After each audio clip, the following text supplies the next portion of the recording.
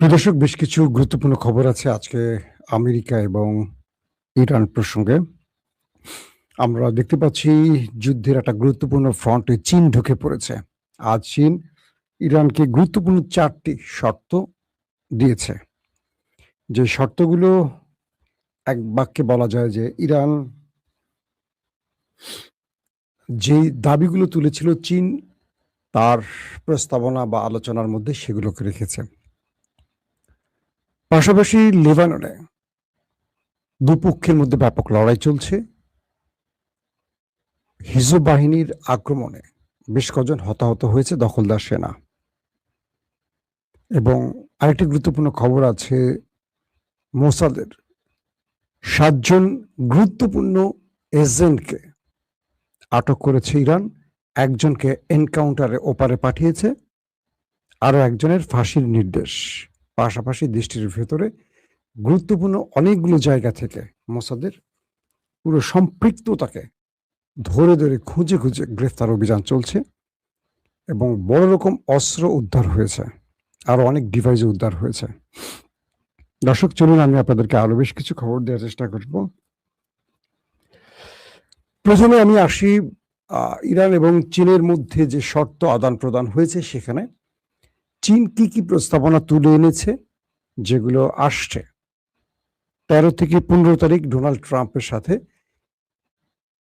চীনের যে বৈঠকটি হতে যাচ্ছে, সে বৈঠকে এই প্রস্তাবনাগুলো ট্রাম্পের সামনে হাজির করবে চীন, এমনটি শোনা যাচ্ছে। চীন ইরানকে সেই প্রস্তাবনার যে খসড়া বা প্রস্তাবনাগুলো দিয়েছে আমরা এক নজর দেখে নেই। প্রথম প্রস্তাবনা হচ্ছে পিসফুল কোএক্সিস্টেন্স। এই বিষয়টি দিয়ে চীন ইরান কি বোঝাতে চেয়েছে? বলা হচ্ছে এই অঞ্চলে শান্তি প্রতিষ্ঠা খুবই জরুরি। শান্তিপূর্ণ একটা সমাধান খুঁজতে হবে, আর শান্তিপূর্ণ সমাধান খোঁজার জন্য গালফ কান্ট্রিকে তার নিজের হালতে ছেড়ে দিতে হবে। অর্থাৎ বহু দূর থেকে আমেরিকা এ অঞ্চলে এসে খবরদারি করবে, মন চাইবে কারো উপর হামলা করবে, কারো বাড়িতে পারমাণবিক আছে অভিযোগ তুলে ধ্বংস করবে, যেভাবে আফগান কি বলে ইরাক সিরিয়াকে ধ্বংস করেছে, আরো অনেক দেশ ধ্বংস করেছে। এটা আর সম্ভব না, এটা আর হতে দেয়া হবে না। তো পিসফুল কোএক্সিস্টেন্সের মাধ্যমে এই বিষয়টিকে বোঝানো হয়েছে প্রথম শর্তে। দ্বিতীয় যে শর্তটি সেটি হলো, অর্থাৎ এখানে আরো কিছু বিষয় আছে, যেমন ধরেন আমেরিকা চাইলে কোন একটি দেশের রেজিম চেঞ্জ ঘটাতে চায়, মানে তারা মন চাইবে আর সেই দেশের সরকার পতন ঘটাবে, এই বিষয়গুলো আর হতে পারবে না। একটি দেশের সরকার পতন হবে কি হবে না এটি ঠিক করবে সেই দেশের জনগণ। আমেরিকা কে, কোত্থেকে সে এসে খবরদারি করে, এটার বন্ধের ব্যাপারেও ইরান এবং চীনের মধ্যে আলোচনা হয়েছে। 2 নম্বর যে বিষয়টি সেটি হলো ন্যাশনাল সভরেনিটি। এই ইস্যুটি দিয়ে বোঝানো হয়েছে এই অঞ্চলে চাইলে বারবার ইরানের উপর হামলা করবে এটি সম্ভব নয়। ইরান তার জাতীয় নিরাপত্তা কনফার্ম করবে, আর ইরানের প্রতিবেশীরা সেই নিরাপত্তায় বাধা হবে না। আর আমেরিকা মন চাইবে ইরানে হামলা করবে, ইসরায়েল মন চাইলে হামলা করবে, এই বিষয়টিকে সমাধানে আনতে হবে। এই ন্যাশনাল সভরেনিটির বিষয়টিকে ইরান বা চীন ইরানের সামনে বড় আকারে তুলে ধরেছে, এবং এটার মধ্যেও যে বিষয়গুলোকে আনা হয়েছে ইরান এটাকেও সমর্থন করে এবং এটা ইরানের পক্ষে যায়। কারণ এই পর্যন্ত ইরানের উপরে 2 বার পরপর আক্রমণ হয়েছে। তারা যখন মন চেয়েছে তারা নিজেরা অভিযোগ তুলেছে, আক্রমণ করেছে, আবার তারা চলে গেছে ক্ষমা টমা চেয়ে বা যুদ্ধবিরতি দিয়ে আবার তারা শক্তি সঞ্চয় করে আক্রমণ করে ইরানের শীর্ষ নেতাদের হত্যা করেছে। এটার একটা ব্যাপার আছে। 3 নম্বর যে শর্তটি তৈরি হয়েছে সেটি হলো ইন্টারন্যাশনাল রুল অফ ল। পৃথিবীতে আন্তর্জাতিক কিছু আইন কানুন আছে, কিন্তু আমেরিকার জন্য কোনো আইন আর কানুন নাই। আমেরিকা যা করবে সেটাই আইন, আমেরিকা যা করবে সেটাই জাতিসংঘের কি বলবো সম্মতি আছে। মাঝখানে ইরানের নিউক্লিয়ার অ্যাটাকের একটা পরিকল্পনা শুরু হয়, জাতিসংঘের স্থায়ী মিশন থেকে একজন পদত্যাগ করেন এবং তিনি সেটাকে ফ্লাশ করে দেন। বলা হচ্ছে ইরানে একটা নিউক্লিয়ার অ্যাটাকের পরিকল্পনা আছে আমেরিকার, এবং জাতিসংঘ সেই নিউক্লিয়ার অ্যাটাককে যেন বৈধতা দেয় সেটার জন্য জাতিসংঘের ভিতরে কাজ শুরু হয়েছিল, কোন ব্যাখ্যায় তারা সেটাকে বৈধতা দেবে। তো এবার সেই ইস্যুটিকে তোলা হয়েছে যে ন্যাশনাল রুল অফ ল, পৃথিবীর প্রত্যেকের জন্য আইন সমান। ইরান নিউক্লিয়ার বোমা বানাচ্ছে না, কিন্তু ইরান নিউক্লিয়ার সমৃদ্ধ করছে পাওয়ার প্ল্যান্টের জন্য, মানুষের চিকিৎসা বিজ্ঞানের কাজে লাগাবার জন্য, আরো অনেক বিষয়। তারপরে অভিযোগ তুলে তুলে ইরানের মধ্যে যে হামলা করা হচ্ছে, অজস্র মানুষকে হত্যা করা হচ্ছে, শীর্ষ নেতা সামরিক কমান্ডার আয়াতুল্লাহ আলী খামেনি তার পুরো পরিবারকে যে হত্যা করা হলো, এটা আন্তর্জাতিক আইনের কোন ধারায় আছে? একটা স্কুলে হামলা করে প্রায় 250 শিশুকে যে হত্যা করা হলো, আন্তর্জাতিক কোন আইনে এটা আছে? কিন্তু আমেরিকা পৃথিবীর সবাইকে গণতন্ত্র বা ইন্টারন্যাশনাল রুল অফ ল শেখায়, কিন্তু তারা মন চাইলেই এক একটা দেশ ধ্বংস করে দিচ্ছে, লক্ষ লক্ষ মানুষকে মেরে ফেলছে, তারা কিন্তু নিজেরা কোনো আইন মানে না। তো এই প্রস্তাবনার মধ্যে এই ইস্যুটিও তোলা হয়েছে যে আন্তর্জাতিক যে আইন আছে সেটাকে অবশ্যই প্রত্যেককে মানতে হবে। আমেরিকার কাছে নিউক্লিয়ার বা পারমাণবিক বা অ্যাটম বোমা থাকতে পারবে, ইসরায়েলের কাছে থাকতে পারবে, ইরানের কাছে কেন নয়? ইরান প্রশ্ন তুলেছে। যদি অ্যাটম বোমা ভালো হয় তাহলে আমেরিকা ইসরায়েলের কাছে আছে, ঠিক আছে, তাহলে ইরানের কাছে কেন নয়? যদি খারাপ হয় অ্যাটম বোমা মানব জাতির জন্য, তাহলে ইসরায়েলের কাছে কেন, আমেরিকার কাছে কেন, আরো অনেক দেশের কাছে কেন? তাহলে ইরানের দোষটা কোথায়? এই বিষয়গুলো এখন আবার আসছে আলোচনায়। 4 নম্বর যে শর্ত সেটি হলো ব্যালেন্স ডেভেলপমেন্ট অ্যান্ড সিকিউরিটি। এই অঞ্চলে একটা ব্যালেন্স যেমন খুব গুরুত্বপূর্ণ, এবং উন্নয়নের ক্ষেত্রে এবং পাশাপাশি সিকিউরিটির ক্ষেত্রে। যেমন ধরুন ইরানের যে হামলা হলো, সে হামলা ইরান যে ক্ষতিগ্রস্ত হলো, এটার ক্ষতিপূরণ কে দেবে? ইরান হরমুজ প্রণালী দখলে নিয়ে তার যে ক্ষতি সেটা পুষিয়ে নেবে, কিন্তু আমেরিকা সেখানে ভেটো দেবে। তাহলে আমেরিকা চাইছে এটাকে, তার মতো সে নিষেধাজ্ঞা দেবে, তার মতো সে বিভিন্ন অর্থ ফ্রিজ করে দেবে, সে তার ইশারায় পৃথিবীকে চালাবে। এটা কি কোনো আইন?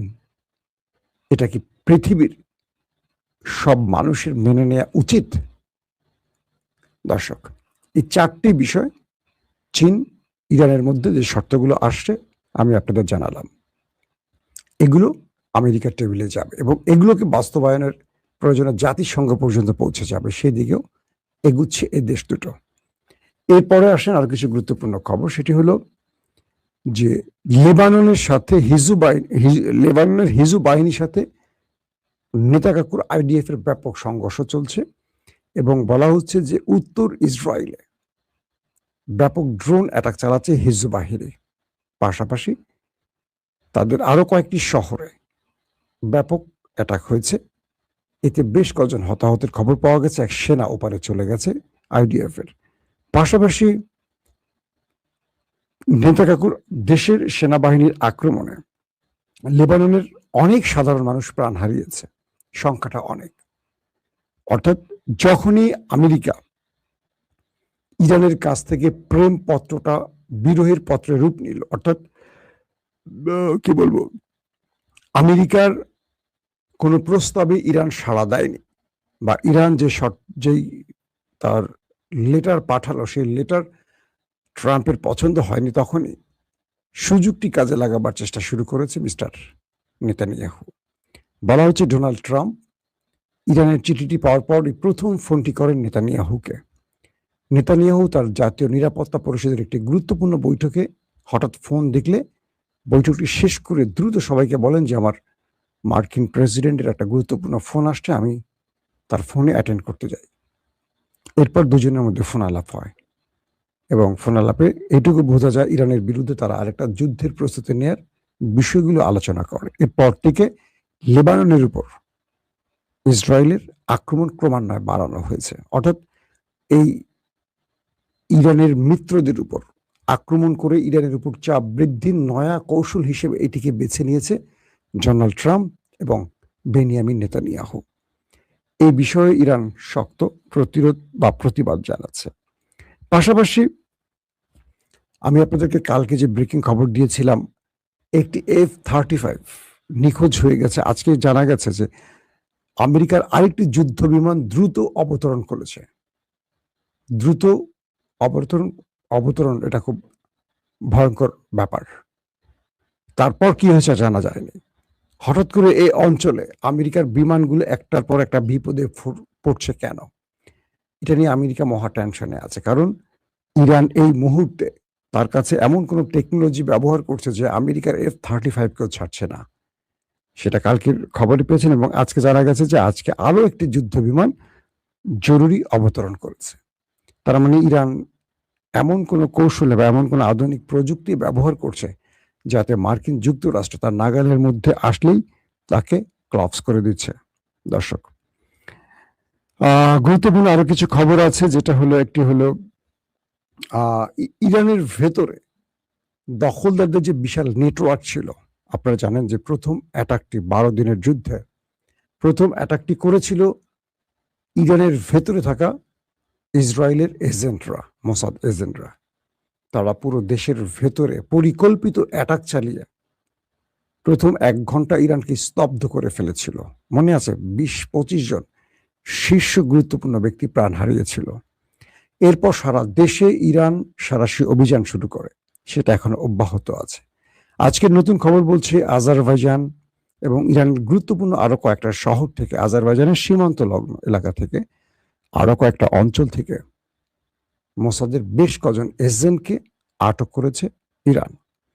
এবং এই সময় পালানোর সময় বা কোন একটি অভিযানকালে একজনকে এনকাউন্টারে মেরে দেয়া হয় এবং ইরানের বিচারালয় একজনের ফাঁসির নির্দেশ দেয় আগের। আর যে 7 জনের কথা বলছি এরা আলাদা। বলা হচ্ছে এই 7 জনকে নিয়ে ইরান আরো কয়েকটি অভিযান চালাচ্ছে, যেখান থেকে তারা আরো কয়েকজনকে এবং আরো বড় শীর্ষ মোসাদ এজেন্টদের সন্ধান মিলেছে, যাদেরকে ধরার জন্য এখন অভিযান চলছে।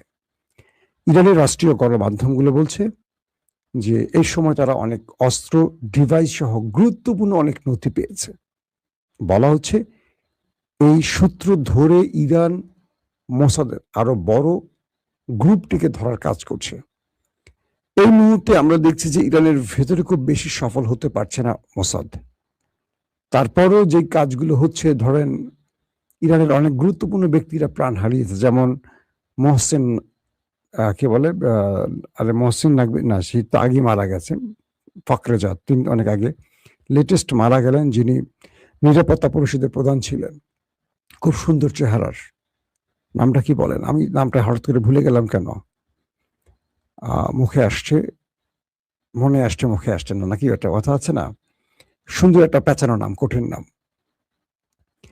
তো এই ব্যক্তিকে যে হত্যা করলো, এরপর গোয়েন্দা প্রধানকে যে হত্যা করলো, এগুলো প্রত্যেকটি মোসাদ এজেন্টের তথ্যে। তো বলা হচ্ছে ইরানের গুরুত্বপূর্ণ ব্যক্তিদের এখনো মোসাদের জালের মধ্যে আছে। আর এই জালগুলো নির্ণয় করা খুব কঠিন হচ্ছে কেন, ইরানের গুরুত্বপূর্ণ পদে এখনো মোসাদ এজেন্টরা আছে, ধারণা করা হচ্ছে, কিন্তু তারা কারা এটা একভাবে বের করা খুব কঠিন হয়ে গেছে। কারণ ইরানের ভিতরে প্রতিটি বিষয় মোসাদ জানে, কিন্তু আগের মতো জানে না। ইরান অনেক জাল কেটে ফেলেছে। এখন অনেক মোসাদ এজেন্ট আছেন যারা ইরানের বিরুদ্ধে কাজ করছেন বা মোসাদের হয়ে করছেন, কিন্তু তারা সর্বোচ্চ সতর্ক অবস্থায় আছেন। তারা অনেকেই এখন ইসরায়েলের সাথে যোগাযোগ করছেন না নিজের প্রাণ বাঁচাবার জন্য, কারণ ইরান গুরুত্বপূর্ণ ব্যক্তিদেরকে তার সাসপেক্টে নিয়ে আসছে, ক্লোজ ক্যামেরায় নিয়ে আসছে। জাস্ট একটা গুরুত্বপূর্ণ ব্যক্তিকে অকারণে মেরে দিবেন, ধরছেন না, কিন্তু খুব কাছে পৌঁছে গেছেন, বাট জালটা বিছিয়ে রেখেছেন, যখন পাড়া দেবে বা জালে ঢুকবে তখন ধরা পড়ে যাবে। তো এই অবস্থায় এই 7 জনের মাধ্যমে ইরান আরো বড় চালান ধরার কাজ করছে। বলা হচ্ছে আরো অনেককে ধরে ফেলা হয়েছে, বাট প্রকাশ্যে আনা হয়নি। অর্থাৎ আরো বেশ কজনকে, কয়েক ডজন মোসাদ এজেন্টকে তালিকা করে করে রেখে দেওয়া হয়েছে এবং তাদের গতি প্রকৃতি ফলো করা হচ্ছে। আর কয়েকজনকে ধরে ফেলছে, কিন্তু ইরান তাদেরকে প্রেজেন্ট করে নাই, তাদেরকে আটক করেছে এটাও জানায় নাই, কারণ তাদেরকে দিয়ে বিভিন্ন মিশনে যোগাযোগ করে বাকিদের ধরার কাজটি করছে।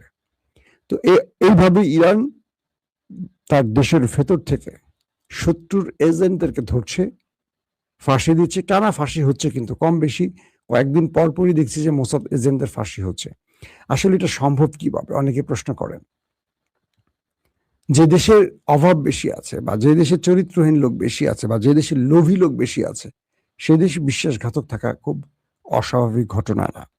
আমাদের রাজনৈতিক অঙ্গনে আমরা দেখি একটি দল করে সারা জীবন, ত্যাগী নেতা নিজেকে বলে অনেক কিছু, দলটা তার বিরুদ্ধে কোনো সিদ্ধান্ত নিলে পট করে আরেক দলে চলে যায়, এরকম আছে না? এটা দলের সাথে হয়। কিন্তু বাংলাদেশে বহু বিখ্যাত লোক আছে যাদের কথা শুনলে আপনারা মনে করবেন ফেরেশতা, মুক্তিযুদ্ধের চেতনা ছাড়া কথাই বলেন না। তাদের সফেদ পোশাক দেখলে মনে আহা, এরকম ফেরেশতার মতো লোক হয় না। কিন্তু এরা সব ফিফথ কলামের লোক, মানে ইসরায়েলের মোসাদ কিংবা ভারতের রয়ের লোক। এরা বাংলাদেশে, যেমন আমাদের ডক্টর আব্দুল নূর তুষার কথাগুলো শোনেন, খুব মুক্তিযুদ্ধের, মানে খুব ভালো লোক, খুব মনে হবে শুনলে। খোঁজ নেন ভালো করে, তার চারিত্রিক অবস্থা দেখেন, কোন কোন গ্রিপে আছে। বাংলাদেশে এরকম প্রচুর লোক আছে, অনেক লোক আছে। আমি নাম একটা উদাহরণ দিলাম, মানে আমি তাকে বলি না যে সে রয়ের লোক, কিন্তু বললাম তার কথা শুনলে মনে হয় এরকম। কিন্তু এরা কাদের লোক খোঁজ নেবেন, এরা সব ফিফথ কলাম। ফিফথ কলাম তো নতুন করে বলতে হবে না। এরা বিদেশি গোয়েন্দা সংস্থার হয়ে বাংলাদেশে কাজ করেন, যারা বাংলাদেশে সেকুলার নীতিকে প্রকাশ্যে আনবেন, ধর্মকে কটাক্ষ করবেন, ইসলামকে বিভাজিতর চেষ্টা করবেন, এবং দেশপ্রেমের নাম করে ইসলাম বা জাতীয়তাবাদের মধ্যে অনৈক্য সৃষ্টির কাজ করবেন, এবং জাতীয় স্বার্থের বিরুদ্ধে তারা সোশ্যাল ক্যাম্পেইন করবেন। এরকম অনেকগুলো বিষয় থাকবে। দেখবেন বাংলাদেশে লালমনিরহাট নিয়ে এখন আলোচনা আছে, লালমনিরহাটে একটা বড় উদ্যোগ নিতে চাচ্ছে। এটা প্রফেসর ইউনূস শুরু করছেন, তারেক রহমান হয়তো সেই পথে যাবেন। বিমানবন্দর হচ্ছে, একটা এয়ারওয়েজ হবে, সেখানে হ্যাঙ্গার তৈরি হয়েছে বিমান রাখার সব। দেখবেন ইন্ডিয়া এটাকে কোনোভাবে হতে দেবে না। তো দেবে না, কাদেরকে মাঠে নামাবে? এই বাংলাদেশের ফিফথ কলামকে নামাবে। এরা বিভিন্ন রকম কথা বলবে, এখানে পাখি উড়ে যায়, পাখির জীবন নষ্ট হবে, এখানে এটা হয়, এখানে প্রাকৃতিকভাবে এই নদীটা মরে যাবে। বালচাট কিছু জানে না, কিন্তু এরকম চিবিয়ে চিবিয়ে কথা বলবে শুদ্ধ করে। এরা এভাবে দেশকে, ওই ইন্ডিয়ার দালালিটা এইভাবে ঘুরিয়ে পেঁচিয়ে করে। এরকম ইরানের মধ্যেও আছে যারা অর্থের কাছে নিজেকে বিক্রি করে, অভাবের কাছে বিক্রি করে। এরকম দুর্বল লোকদেরকে এরা খুঁজে এজেন্ট বানায়। আবার ওইখান থেকেও এরা আসে, বিভিন্ন দেশের, ইসরায়েলের না, আরবের নাম করে এসে ইরানে বসবাস করছে। আরবের জনগণ আরবই জানে, সব আরব, কিন্তু এরা মূল শেকড়টা হলো ইসরায়েলের। এরা এজেন্ট হয়ে কাজ করছে, এরকম অনেক। তো সবকিছু মিলে এই যে লিখছেন দালালরা বানাতে দেবে না, এরকমই হবে। দেখবেন বিএনপি আওয়ামী লীগের একটা বিশাল গ্রুপ দাঁড়িয়ে যাবে তারেক রহমানের বিরুদ্ধে। শুধু তাই নয়, জিয়াউর রহমানের মতো তার প্রাণহানিরও আশঙ্কা থাকবে। আমার দর্শকের উত্তরে বললাম। তো আলী লারিজানি, হ্যাঁ দর্শক আপনার প্রশ্নটা ঠিক আছে, আলী লারিজানি। আমার দর্শকরা অনেক অ্যাক্টিভ সংবাদ সম্পর্কে। এই ভদ্রলোককে যারা মারছে মোসাদ এজেন্টের তথ্যের আলোকে মারা হয়েছে। গুড। তো আমরা চাইবো বাংলাদেশের ফিফথ কলামগুলো বন্ধ হোক, আর আমরা যেন ফিফথ কলামের এজেন্টগুলোকে চিনি। শাহরিয়ার কবির কে, মুনতাসির মামুন কে, আব্দুল নূর তুষার কে, শাহেদ আলম কে, ডক্টর জাহিদ কে, এদেরকে কারা পুশিং করছে, কিভাবে পুশিং করছে। ডক্টর জাহিদের একটা প্রশ্নের ছোট্ট উত্তর দেয়। আওয়ামী লীগ আমলে উনি মিডিয়াতে খুব জোরালো কথা বলতেন, কিন্তু কখনো তাকে গ্রেফতার বা তাকে হয়রানি করেনি শেখ হাসিনা। ফিফথ কলামের ইশারাগুলো এরকম হয়, এবং তিনি এখন বিএনপি সরকারের গুরুত্বপূর্ণ উপদেষ্টা। কেন তাকে এখানে বসানো হয়েছে, কার নির্দেশ ছিল? বিএনপির অনেক উপদেষ্টা, অনেক মন্ত্রী কিন্তু ওপারের নির্দেশে হয়েছে, এটা আপনারা অনেকে বোঝেন, আর কিছু বলা লাগবে না। এটুকুই বোঝেন ফিফথ কলাম কাকে বলে। যারা ফিফথ কলামের লোক তাদেরকে সহজে আওয়ামী লীগ গ্রেপ্তার তো করেনি, বিএনপি করতে পারবে না। কারণ ওপারের এইটা শুধু আসে না, ওপারের ছায়া তাদের মাথার উপর থাকে। শুধু তাদেরকে সাইজ করতে পারবেন আপনারা জনগণ। করছেন না জুলাই, 36শে জুলাই, যে হাসিনাকে কেউ কিচ্ছু করতে পারেনি, একদম নরেন্দ্র মোদী পাহারা দিয়ে রেখেছে। তারা ভারতীয় সেনা পাঠিয়েও হাসিনাকে বাঁচাতে পারেনি। যেটা জনগণ পারে সেটা কোনো সরকার পারে না। আমি তাই বলবো জনগণকে, অনেক সময় অনেক কিছু আপনাদেরই করতে হবে, সরকারের দিকে তাকিয়ে থেকে কোনো লাভ হবে না। প্রত্যেকে ভালো থাকবেন।